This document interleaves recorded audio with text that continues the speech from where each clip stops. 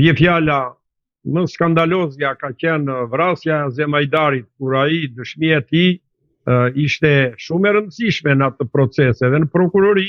se kishte dieni direkte, madje akuzoi drejt për drejt që kishte nxjerrë në prit Zemajdarin për ta vrarë. Edhe kishte mjaft prova e faktit që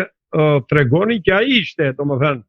se ai e nxori në prit Zemajdarin. Dhe ai pikërisht atëherë domethënë u shmang, por nuk u thirr atëherë si pandehur, u thirr si dëshmitar. Dhe 23 herë u thirr, 23 herë refuzoi.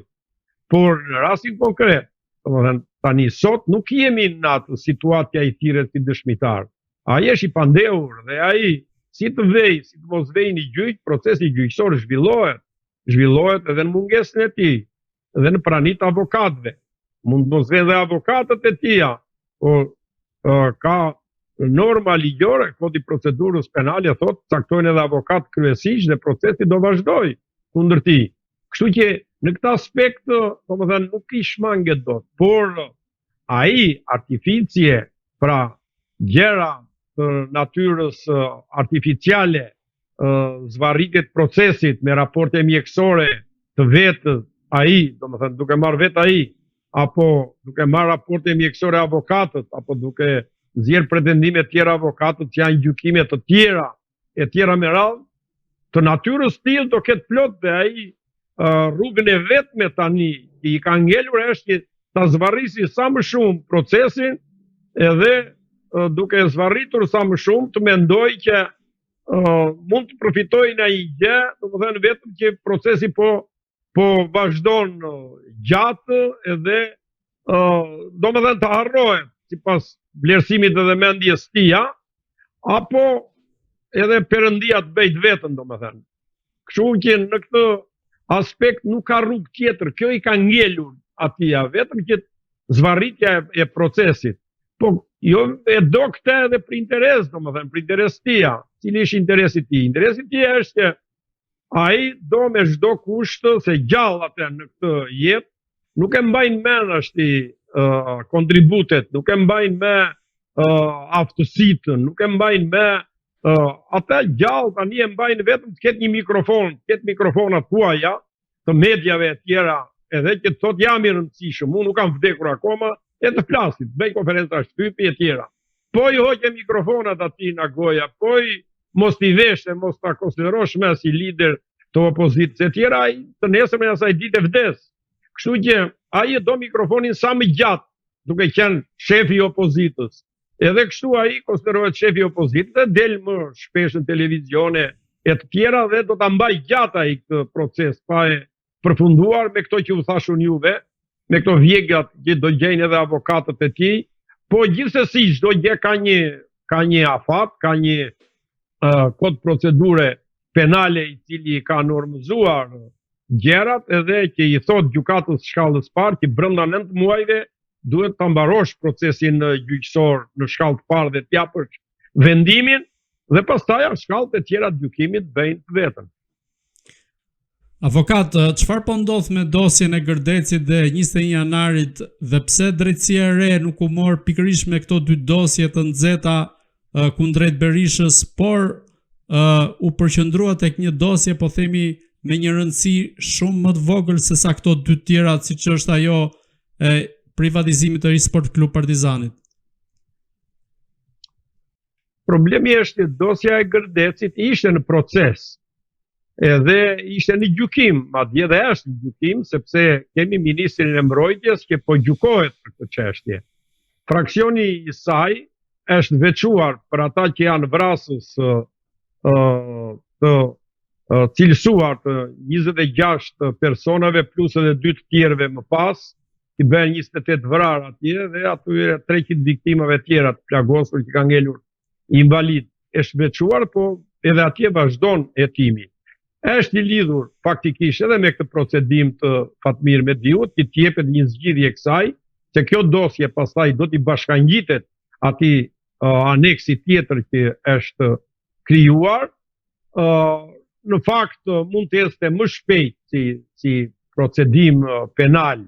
ajo e hetimit që ka në duar SPAK-u për atë pjesën e dytë të dosjes, sepse kjo që po gjykohet Fatmir Mediu nuk e ka ndorë SPAK-u këtë, apo e ka ndorë gjykata e shkallës parë për korrupsion dhe krim të organizuar, dhe pra kjo çështje është në proces dhe nuk mund ta anashkalosh, është në gjyq. Ndërsa për sa i përket 21 janarit, ju jeni, domethënë dijeni që kompleksi Partizani, pra kjo aferë ishte drejt përfundimit në kohën që ende nuk djej fati i dosjes 21 janarit, se ishte përshkyrtim në gjykatën e lartë. Dhe kur çështja shkoi për gjykim në gjykatën e lartë, pra mbi ankimin ton, dhe kolegji penal vendosi që ta kthej dhe ta urdhëroi SPAK-un që ta regjistroi procedimin penal të 21 janarit, kompleksi Partizani thuaj se kish mbaruar, edhe vetëm do komunikoheshin akuzat, edhe do çohesh çështja në gjyq. Kështu që, domethënë, jo se është ndjekur ai lloj radhe, por vetë procesi hetimor ka ardhur i tillë, sepse afatet janë afate, veprimet janë veprime, edhe për 21 janarin, për Gërdecin, edhe për 20 kallëzime të tjera penale, të cilat ka filluar procedimi penal, dhe këtu kam parasysh bie fjala vrasjet e 4 vëllezërve Haklaj, që akuzohet Sali Berisha si urdhëruesi, frymëzuesi